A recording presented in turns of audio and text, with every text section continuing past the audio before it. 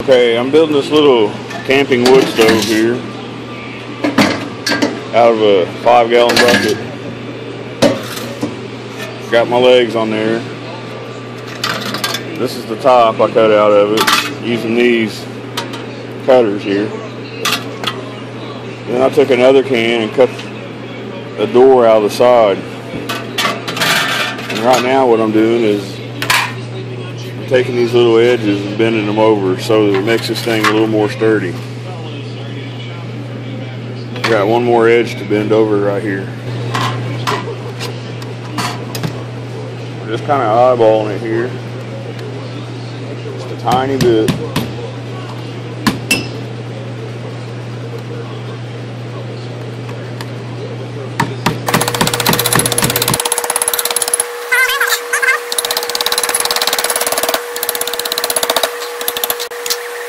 Okay, I'm building this miniature wood stove here. It's like for camping or whatever. You can cook on it too. When I'm done with it, you'll be able to. But right now I'm cutting a hole for the top, and I kind of got everything almost done.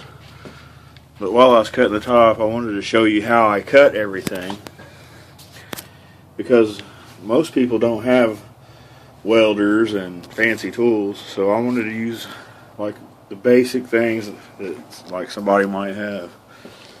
So just like my solar heater project, I use these cutters here a lot, so I wanted to see if I could use them on this, and as you can see, they work quite well. This is the hole for my stovepipe right here. It'll go right there. Of course, I got this attachment that goes there first,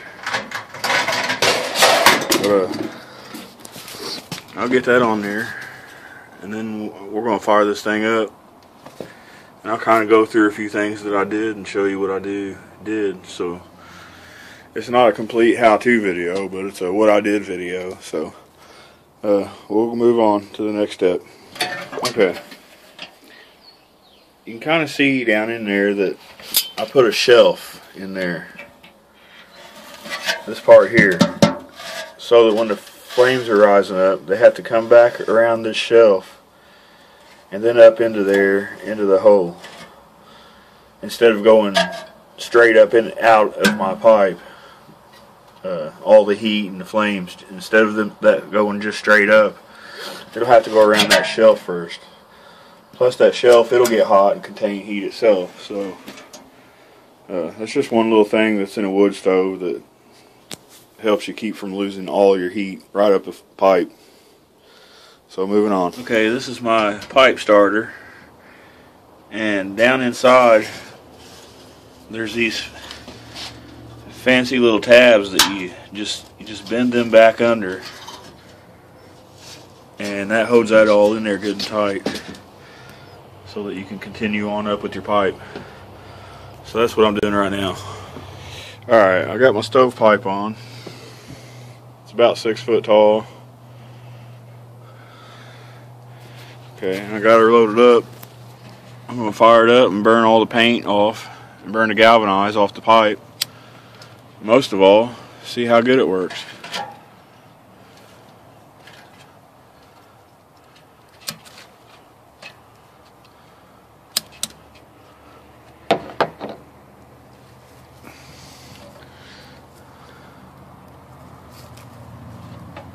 On the front here, I've made made it adjustable. It's got one hole, 2 holes, or 3 holes, so you can adjust that however you want. We got a nice fire going in there right now, so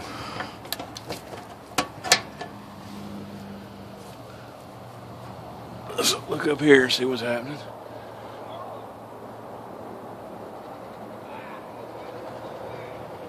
It's definitely drafting up, ain't it?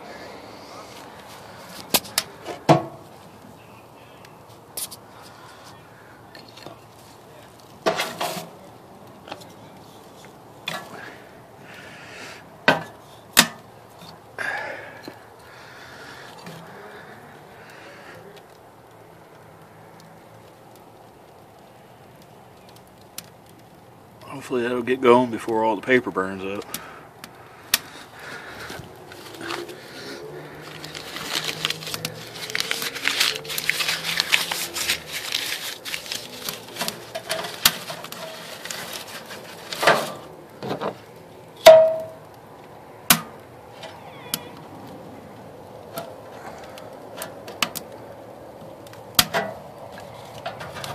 I hear wood popping and crackling, so it's going. The chimney's working excellent. There's a great updraft. There's the shelf I was telling you.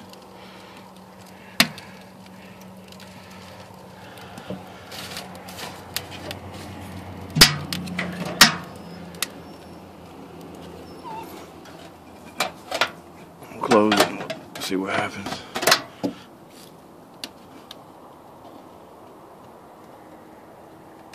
Once it gets going good, it'll burn all this paint off, and then you'll be able to use it indoors.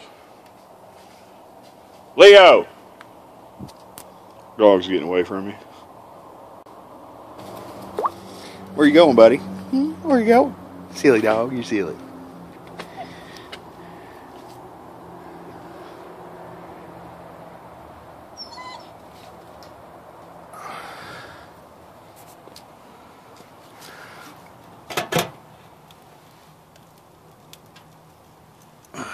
It's going. Kind of favoring one side right now, but it'll take a few minutes to get going good.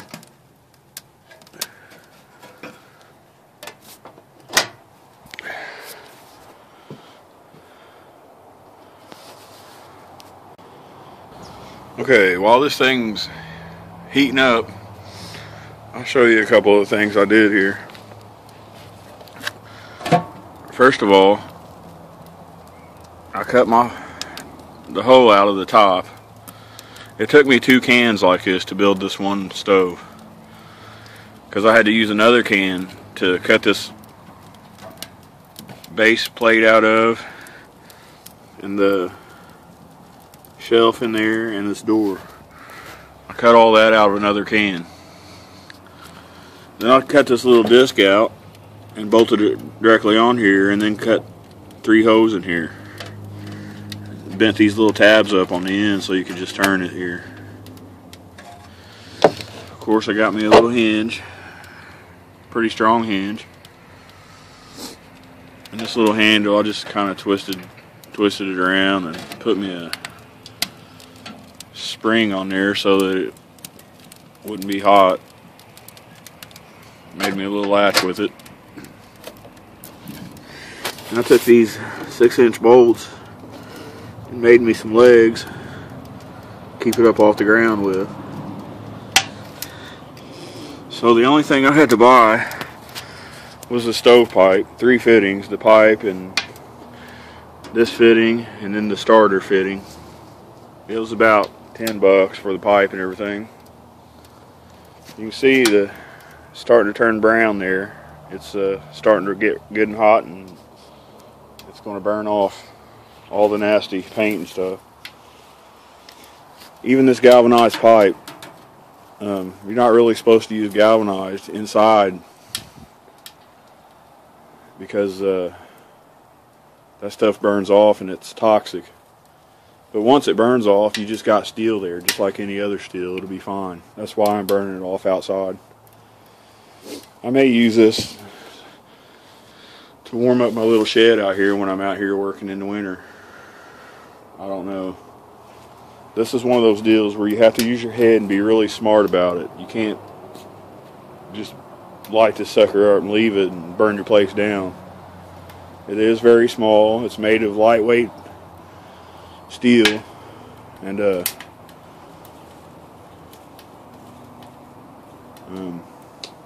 it could be dangerous if you don't. I thought there was a hole right there, but that's just the paper burning. That's why I was pausing there. Anyway, yeah, this thing, I mean, you can burn your place down with this. You can notice the smoke has disappeared and it's just heat coming out of there now. That's good. It's burning hot enough that it's not smoking now. I mean, there's carbon monoxide coming out of there, but it's not smoke. So let's look inside and see what it looks like. Oh yeah, nice little flame.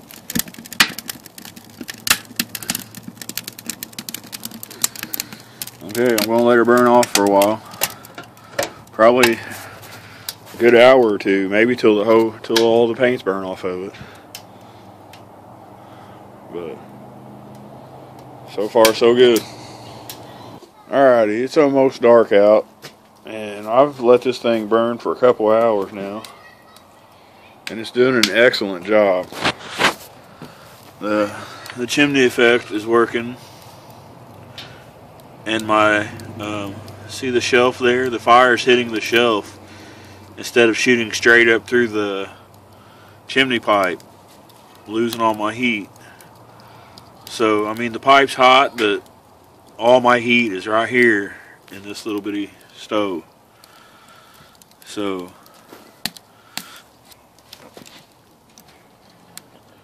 I probably got 4 hours building this thing, but I could probably build it in a half hour or an hour if I had everything together now that I know what to do.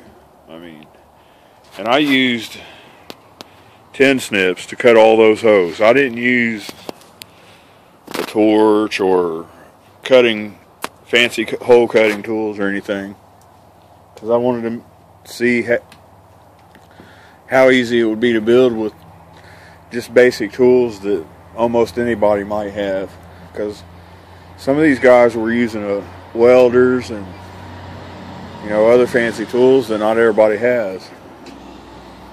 So I just wanted to go simple and make it easy. So